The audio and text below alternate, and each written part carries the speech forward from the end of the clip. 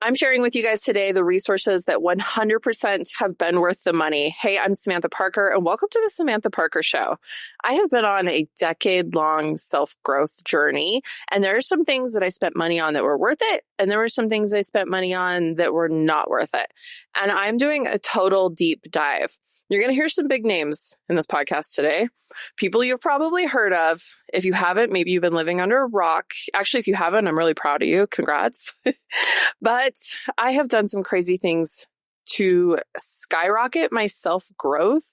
I don't even know if that's the word I want to use, because I'm not going to sit here and be like, I'm this amazing self-growth guru. But really, 10 years ago when I quit my job, actually it's almost been 11 years ago when I quit my job and I decided to start a social media management company. I had no idea what running a business would take. But I also think at the same time, I went on this soul journey as well. I had to unlearn a lot about myself. And I'm not even sure if unlearn is the right word here either, you guys. I don't know. I'm just sharing. It's a little raw. It's a little unfiltered, but that's what you get on my podcast. Hey girl, you're listening to The Samantha Parker Show, an unhinged and insider look at the girl boss lifestyle. I'm like the best friend in your earbuds that you didn't know you've been craving. It's conversations from the girls' bathroom that are going to make you smile, inspire the hell out of you, and hype you up. You are not as crazy as you think. Life is a wild ride, and girl, I invented the roller coaster. So grab your favorite beverage and let's be unhinged together. So welcome to the show. So let's start it out here. We're going to do ins and we're going to do outs. Starting with my ins, these are the things that I love that I have done. And then we will go through all the things that I've done that I didn't love. I would never go back and change anything. I'm just sharing my opinions. I'm sharing my experiences. And so you have to decide what's best for you. If you're thinking about doing ayahuasca in the jungle, you do what's best for you. Side note, I have never done that. We might get into the psilocybin journeys that I've done though. Or psilocybin. I always say it wrong and someone always messages me. They're like, it's psilocybin, not psilocybin. And I'm like, well, it's spelled PH, okay? But I'm going to just really disclose what's helped me and share some of my journey with you guys. Because I know that when I share, there are tons of people who message me and they're like, I needed to hear that.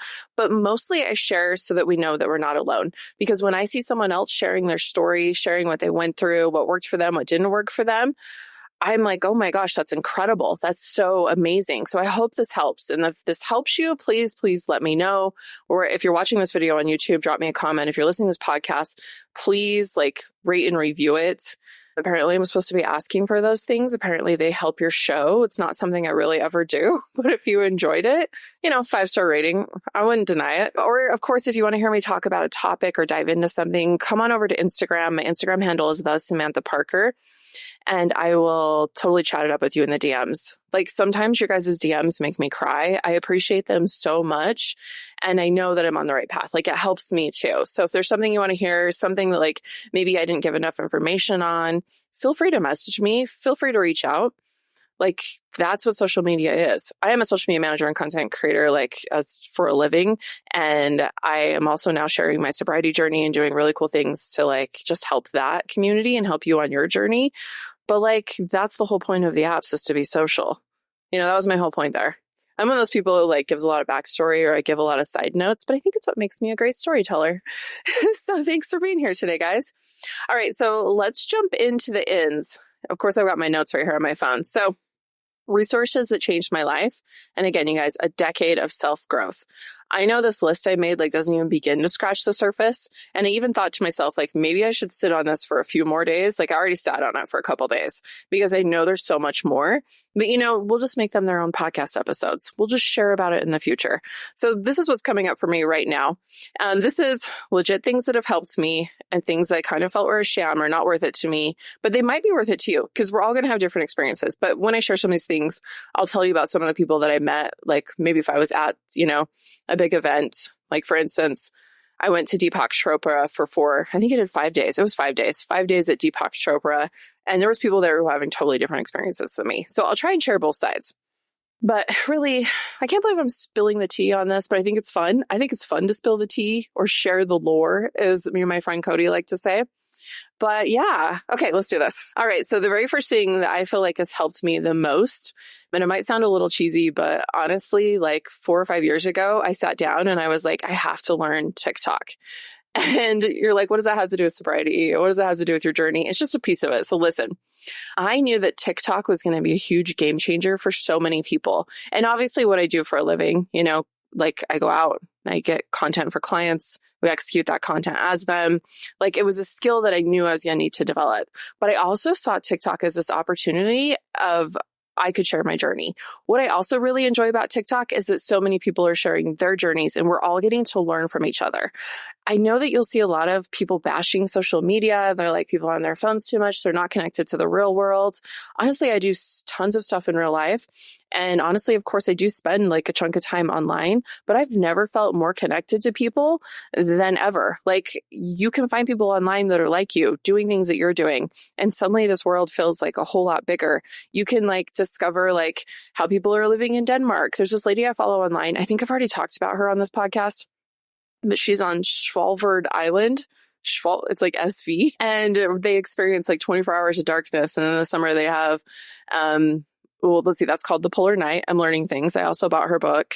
And then during the summer, they have 24 hours where the sun never sets, the eternal day. And so I think it's really cool just to see like her life and how she lives. It's also where they have the seed vault, in case you were wondering. But really, you guys, I think sitting down and learning these apps and these tools so that we could be connected. And I was already a content creator, so I wanted to create content. That's something I loved so much. So when I first jumped into TikTok, I paid just like for a course that was like how to use the app. I had kind of been ignoring it for like a year or two because it was Musically and like it didn't really feel like it applied to me. People weren't really using it for business, but I needed to learn like how to actually use it. So I literally bought a course that was like, here's how to do it. I feel like there's a lot more information now. You could figure that out on YouTube. And then I did join like a big coaching program. I remember it was a few $1,000s and they sold me over the phone. They're these very young girls. That was a total mindset fuckery. That was a total waste of my money. So they would do these like group coaching calls and they would pull up your content on the call. And then they would sit and pick it apart. And their advice was that if you didn't go viral within the first 5 videos that you posted, it might have been 3 even, you should just start a new account. And I'm like, that's completely unattainable. Like for people who've never created content, it was unattainable for me. And it really, really messed with my mindset. It was like, this video sucks, this video sucks, this video sucks. So that was a total waste to me. But then I worked with a coach one-on-one who she was very successful on TikTok and she helped me from a very loving space get better at my videos. And now I'm currently in a TikTok academy. The guy who runs it, his name is Jackson, and I love it. He gives like up-to-date advice and I like it just because I can stay on top of what's happening. That's what I have to do for a living. Okay. But anyways, that's like just a technical thing that's helped me in my life. Okay. This is one of my favorite things that has ever happened in my last 10 years of this whole adventure I've been on.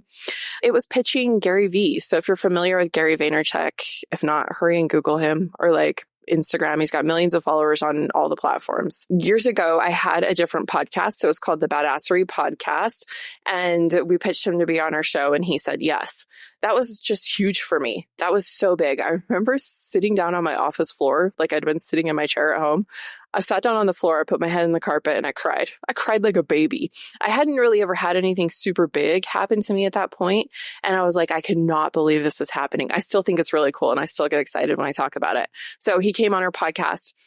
He gave me a piece of advice that has stuck with me forever. And he said, what I love about you most, Samantha, is that you are busy building your own building and you're not worried about tearing other people's buildings down. He's like, hey, you can come in the building, come along. And he's like, you're not over there throwing stones at people's buildings. So I remember that a lot along my journey. Maybe when I see people who just pop up and they get Insta famous.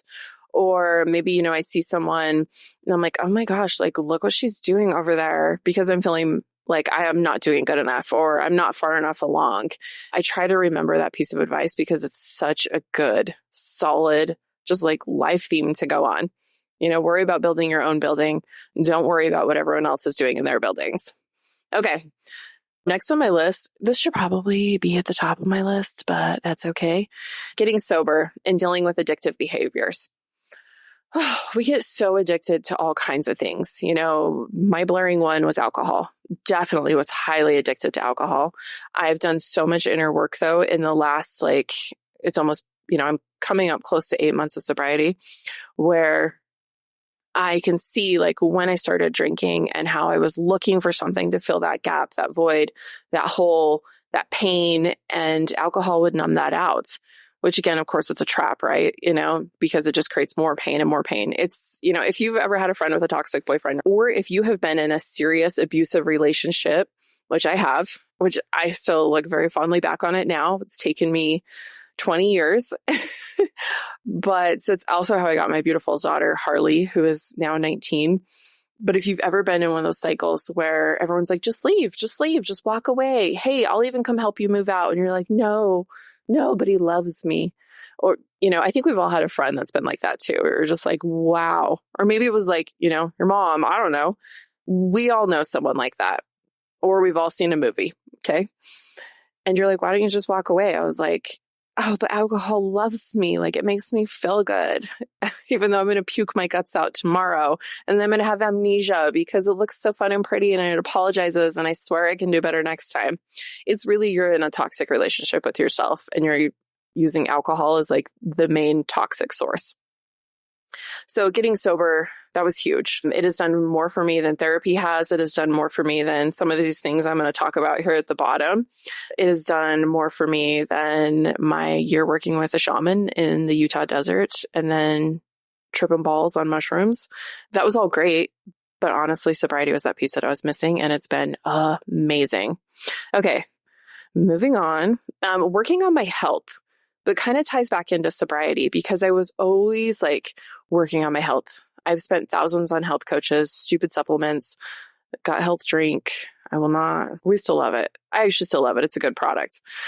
We'll just end right there. Okay. But I did spend, a chunk of 2023 and 2024 working with a health coach, but I wasn't seeing any results. I did right at the beginning, but it was because ultimately I was lying about how much alcohol I was drinking.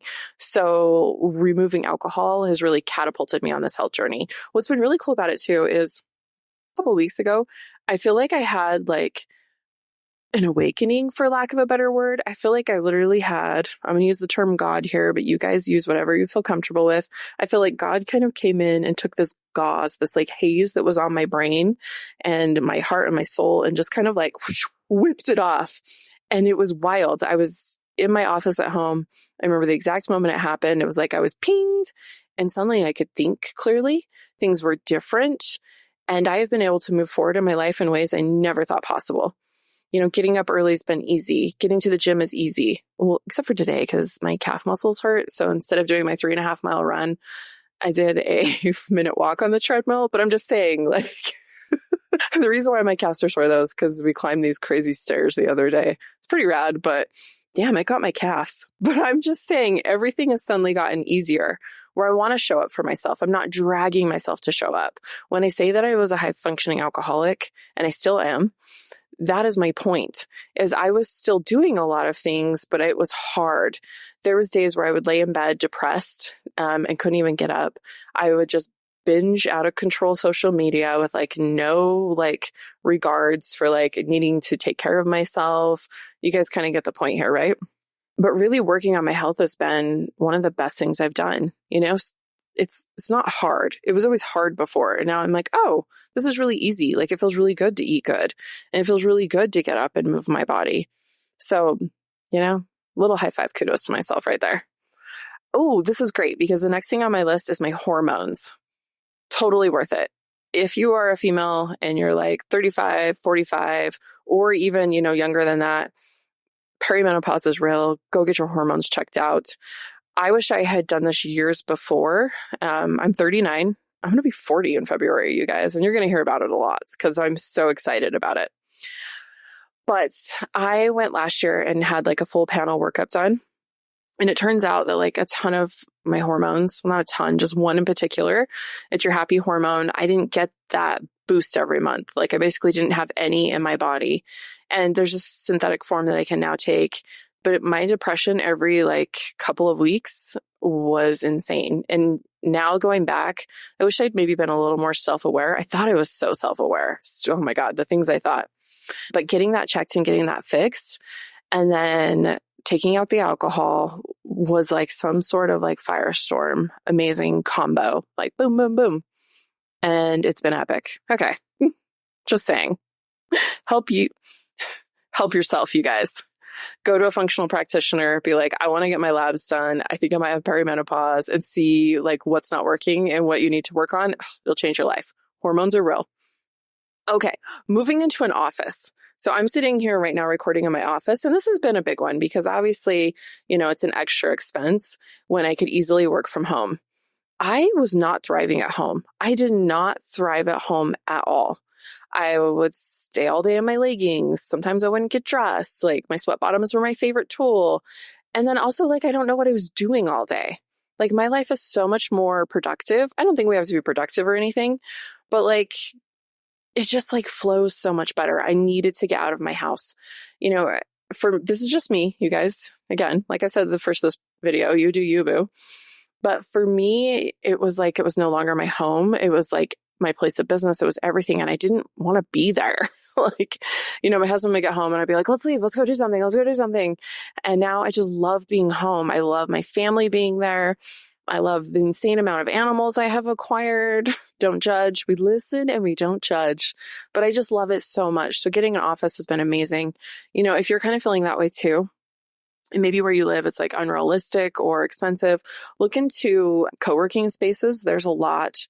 Or see like, I don't have this whole building. Like I'm just renting my own office. There might be a solution. Or maybe, you make office hours at different coffee shops and you vibe around. There's always a solution if you're feeling like being at home is too much and you work from home.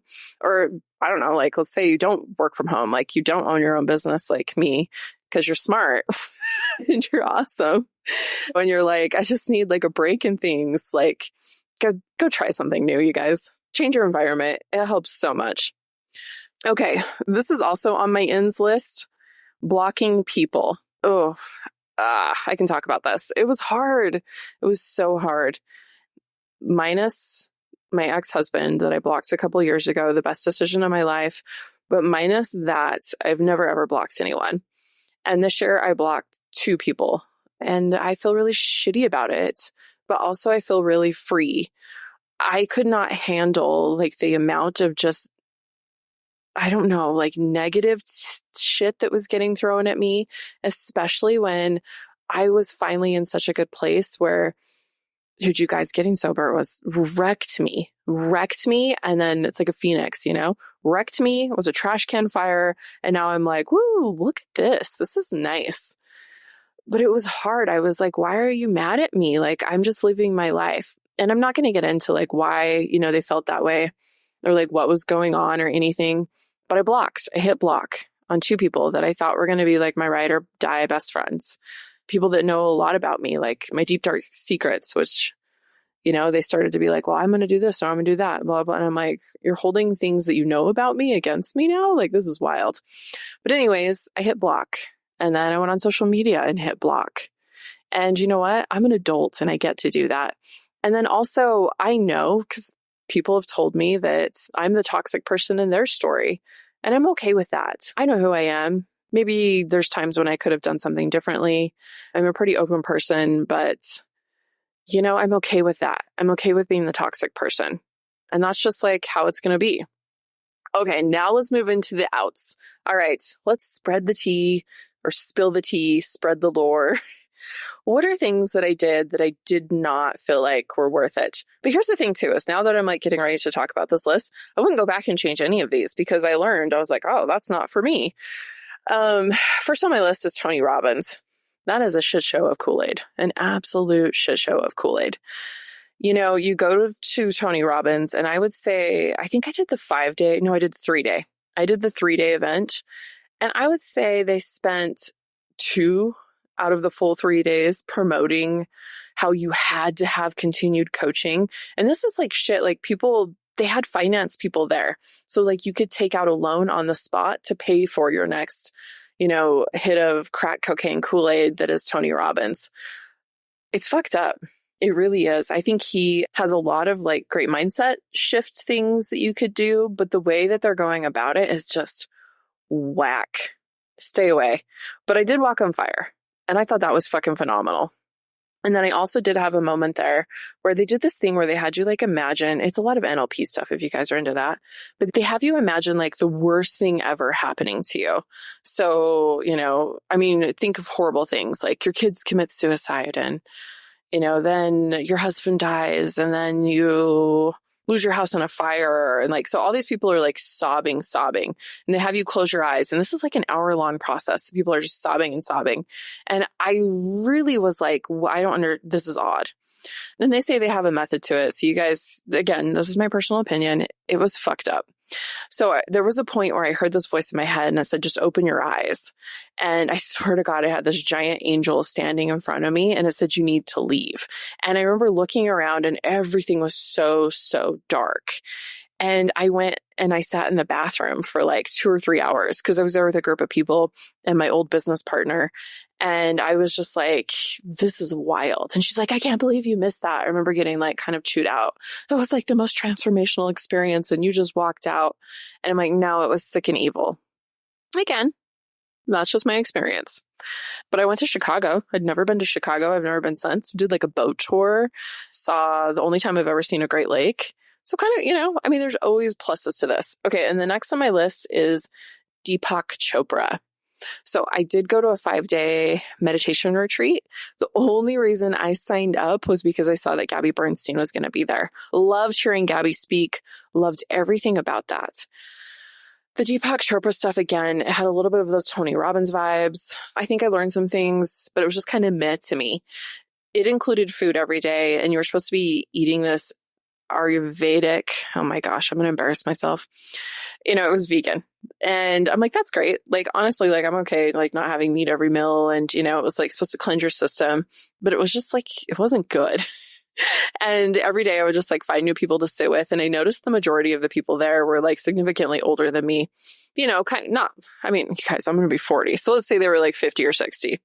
Well, it's just not significantly older, I guess. I'm going to have to humble myself in my 40s. But, we would talk and they'd be like, oh, why are you here? And I was like, oh, I really wanted to see Gabby. And they were like, oh, that's weird. And I'm like, okay, yeah, like whatever.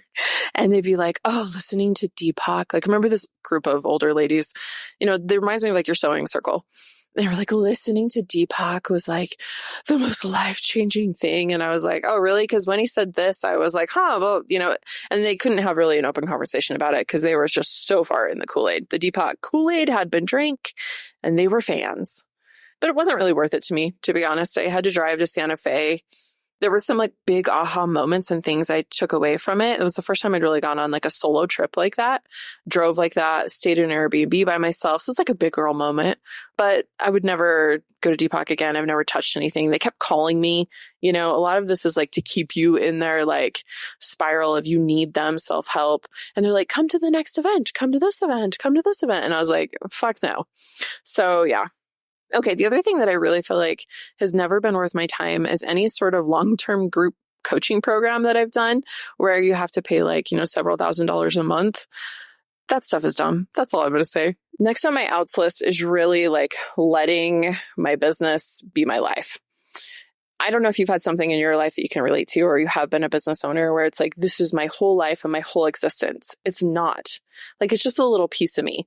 And I've really worked hard the last few months to bring it back to, my business is something like anyone else's. It's a job that they go to and it's really cool and it has really amazing pieces. But then I also have this whole other dynamic part of my life. And I love that about myself. Like, I thrive on that kind of stuff. Oh, next on my outs list. Here's my handy dandy list. Fad diets. We need to stop listening to all these girls online that are like, I did this and it changed my life. And then I did this and it changed my life. Like, how many of you bought into the Beachbody, like the little tiny containers where you would put all your food in the containers? No, that did not work. I know a lot of it for me was I just needed to address my sobriety, but like, let's all be real here. Okay. Fasting. I paid quite a bit to be in like this fasting group. I'm not sure if I should talk about this, but I saw this meme and it totally relates. It said that fasting is basically just privileged starvation. And I was like, that's exactly what it is. Okay. And then very, very last on my outs list, things that I would not have done over the last 10 years is I wouldn't have gone into bad collaborations where I knew right away that the energy was not a match. And this is pretty easy to tell. And there was always red flags, but I think I was lonely. It's part of my like addictive behaviors and my alcoholism. You know, I always want to make everyone happy. I don't want to disappoint anyone. And so I would say yes to things.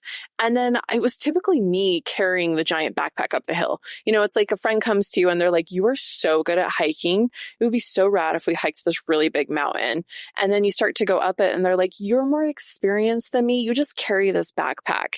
And so you end up carrying all this load and you get to the top and you offload it and you set up all the camp and they're like swimming in the lake, like having the best day ever. And you're like, I literally feel like death. And they're like, oh, what's wrong with you?